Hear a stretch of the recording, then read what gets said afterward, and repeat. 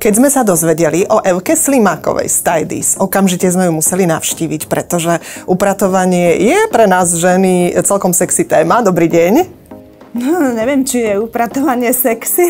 Sexy som chcela naznačiť na taký trend, ktorý k nám prišiel z Marie Kondo, známou to Japonkou, ktorá nám ukázala rôzne triky a všetky sme tomu prepadli. Tak sa na úvod chcem opýtať, že či tento trend zasiahol aj vás? Marie Kondo je podľa mňa, môjho názoru, úžasná v tom, že nám ukázala, akú veľmi dôležité mať úctu k sebe a k svojmu domovu a aké je veľmi dôležité mať vo svojom domove naozaj to, čo skutočne použijete, potrebujete a milujete.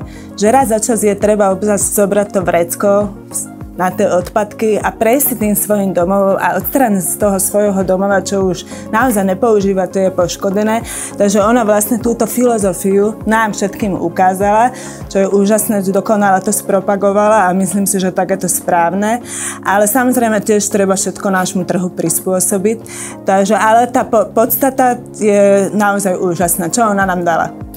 Evka, vaša firma je, aspoň ja si to tak vysvetľujem, ani nie tak o upratovaní, ako skôr o organizovaní a o tom, aby sme neupratovali do nepríčetná, ale aby sme to mali dobre zorganizované a potom sa nám upratovalo jednoduchšie. Áno, cieľ našej práce je vlastne vytvoriť ten systém práve, aby toho upratovania nebolo tak veľa, potom to už možno bude aj sexy.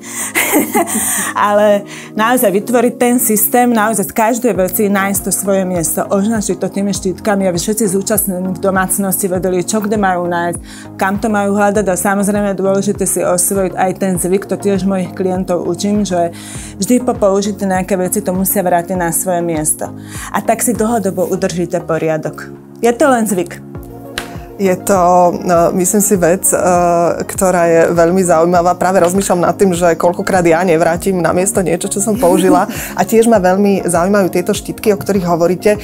Každopádne, vy ste opäť dôkazom toho, že Slovenky sú neskutočne šikovné a že je to úžasné, že ste vymysleli niečo takéto, čo evidentne ľudia chcú a potrebujú, pretože vravíte, že máte veľa práce. Ja sa však chcem opýtať, že či vy fungujete celoslovensky alebo len lokálne? My organizujeme v rámci celého Slovenska a tiež aj trošku v Čechách. A snažíme sa naozaj pomôcť každému klientovi. Všade sme potrební tam, kde nás potrebujú.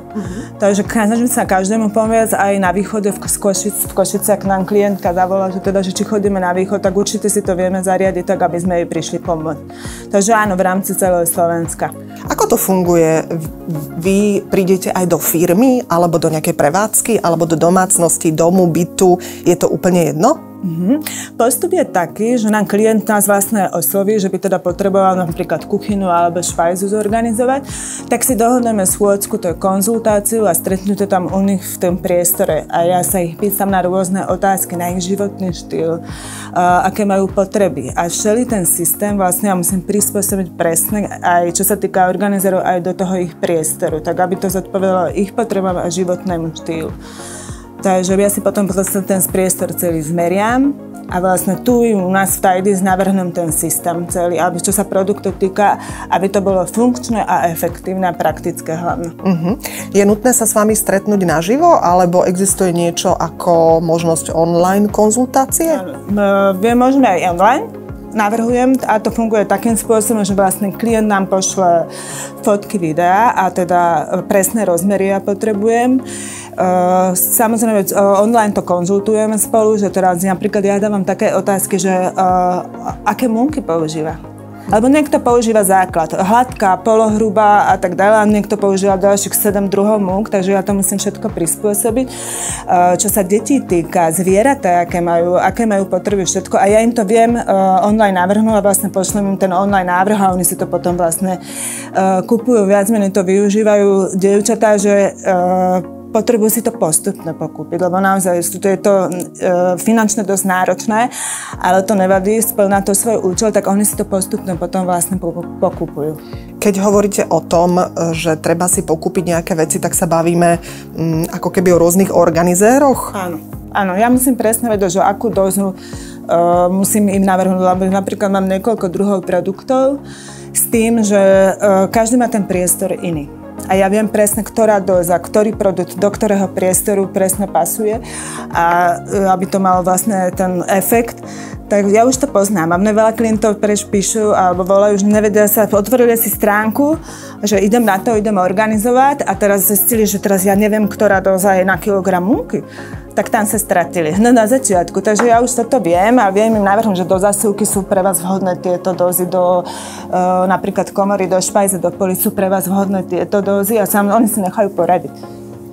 Ja keď sa pozerám na vami zorganizované priestory, tak je to taký balzám na dušu, že zrazu človeka to tak pohľadí po srdci. Je aj z nejakého psychologického hľadiska dôležité žiť v poriadku? Tak je všeobecne známe, že človek sa v priestoroch, ktoré sú čisté, sú usporiadané, cíti ďaleko lepšie. Možno si to ani neuvedomuje viacerí, ale podvedome to na nás veľmi vplýva. Že napríklad, keď idete ráno do šatníka, a neviete, čo kde máte a hľadáte svoje obľúbené biele tielko alebo tričko a neviete ho nájsť, tak vám to dokáže aj napĺno pokaziť náladu a má to aj vplyv potom aj na zvyšok rodiny. Takže ono sa to naozaj oplatí. Dokonca mám klientov, keď im usporiadam tú špajzu. Pre mňa je dôležité, aby ten systém a ten poriadok bol udržateľný. A veľakrát mi povedia moje klientky, že ona ide do tej špajze, potom ona sa tam díva a tam relaxuje. Lebo vidí to usporiadané, že áno, je to, možno si to ani neuvedomujeme, ale naozaj má to obrovský vplyv na náš celkový deň, celkové prežívanie, na našu psychiku, na našu duševnú pohodu. A to je tiež cieľ tej organizácie, že nie je to len o poriadku, že vám tam prídem domov, dávam tam krabičky a dozičky a košičky, ale celkovo ľuďom to zlepšuje život. A čo je lepšie, aby sme sa cítili doma, všetci hľadáme ten pokoj a keď len toto je také dlhodobé potešenie, tá organizácia. Takže áno, má to naozaj veľký vplyv. Čo je najhoršie zorganizovateľný priestor v dome? Ja by som aj mala tip, ale povedzte vy. No ja z mojich skúseností, aj osobných, aj profesných, môžem povedať, že jedno z najťažších je kuchyňa až komora. Hlavne teda tá kuchyňa. Lebo naozaj to je dosť celovitý priestor a vyžaduje to veľa, aby ten systém je tam dosť zložitý. Takže kuchyňa a teda špajza. Sú také, aj mne to trvá asi 3 až 4 hodiny navrhnúť jednu takú priemernú kuchyňu. Dobre, a teraz taký čierny Peter, podľa mňa každá žena so mnou bude súhlasiť, čo ženské šatníky. Organizujete aj ženské šatníky? Áno. Šatníky sú také naše ženské, že my máme radi veľa oblečenia, teda ja osobne mám šatní ako módu, takže len treba naozaj myslieť na to, že tá kapacita našich šatníkov nezodpovedá našim predstavám o našom šatníku, takže naozaj treba to prispôsobiť tomu priestoru, ale šatníky to je veľká radosť organizovať, lebo to je fajn, lebo potom vyradujeme rôzne veci a sa na mojich klientek pýtam, že či to naozaj budú nosiť, či to potrebujú a tak ďalej, tak to dávame prejsť, predať, takže vytriedíme, ale usporiadať šatníky, keď ráno prídete do svojho usporiadaného šatníka, do všetko má svoje miesto, tak to je to príjemné. Je nejaká taká základná chyba, ktorú opakujeme stále my ženy pri tom upratovaní, alebo vo všeobecnosti nejaký mýtus, niečo, čoho sa držíme? Tých chýb je viac. Ale jedna veľmi dôležitá je vedieť pamätať na to, že každé vec je nájsť svoje miesto. A naučiť sa, že lebo potom vedete, kde to máte hľadať, naučiť sa to tam aj vrátiť späť. A to je jeden zo spôsobov, ako si dlhodobo udržíte poriadok.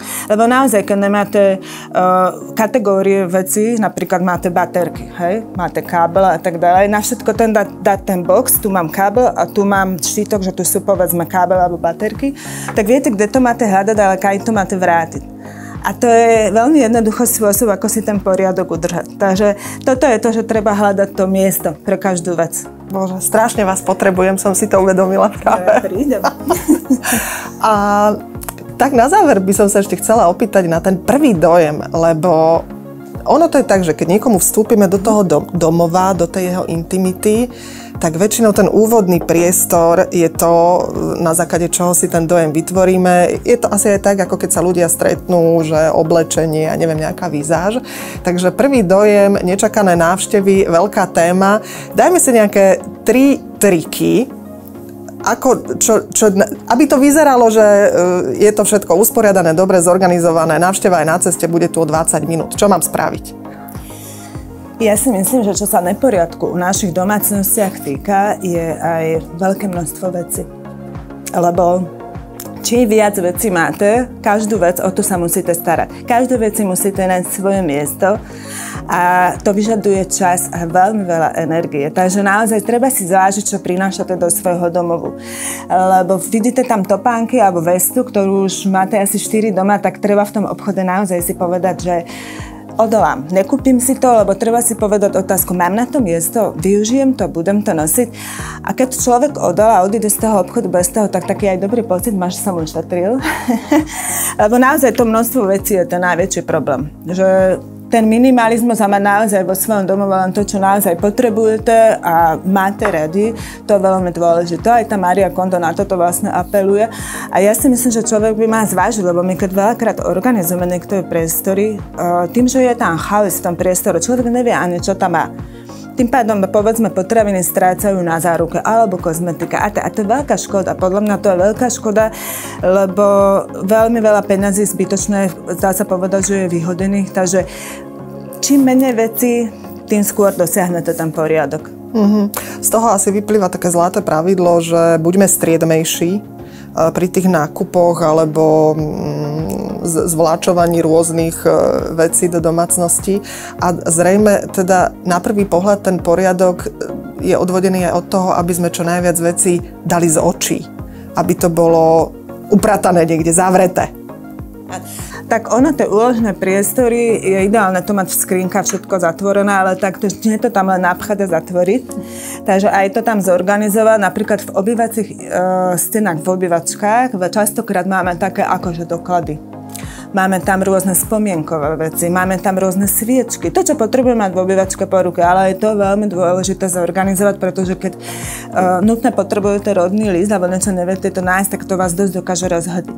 Takže aj to, ja tvrdím, že ja keď zorganizujem niekomu takto stenu alebo nábytok, tak mne tá klientka povie, že ja keď príde návšteva, ja tie skrinky potváram, aby všetci videli, aké to tu mám pekné. Takže aj za tými skrinami a za tými dvierkami naozaj to treba mať, ale robiť to z lásky k sebe.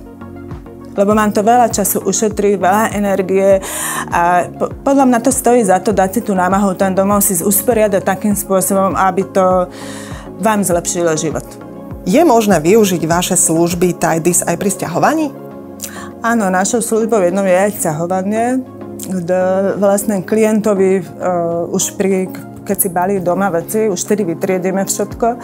Bezpečne zbalíme na prevoz a v novom domove navrhneme systém, kde vlastne už im všetko organizujeme a ukladáme presne na svoje miesto. Pre mňa je veľmi dôležité, aby klient prišiel do svojho domova a úplne stačí, že si takto položí kľúč a už má všetko usporiadané. Takže túto službu dosť veľa ľudí využíva, čo ma veľmi teší, lebo dosť to dokáže znižiť stres a celú tú námahu z toho stahovania, že celý tento proces vlastne vieme my uľahčiť. Takže áno. Myslím si, že sťahovanie je aj taká ideálna šanca, ako zrazu robiť veci inak a lepšie. Naším hosťom bola Evka Slimáková z Tidies. Želám vám ešte veľa spokojných klientov. Ďakujem veľmi pekne. Dovidenia. Dovidenia.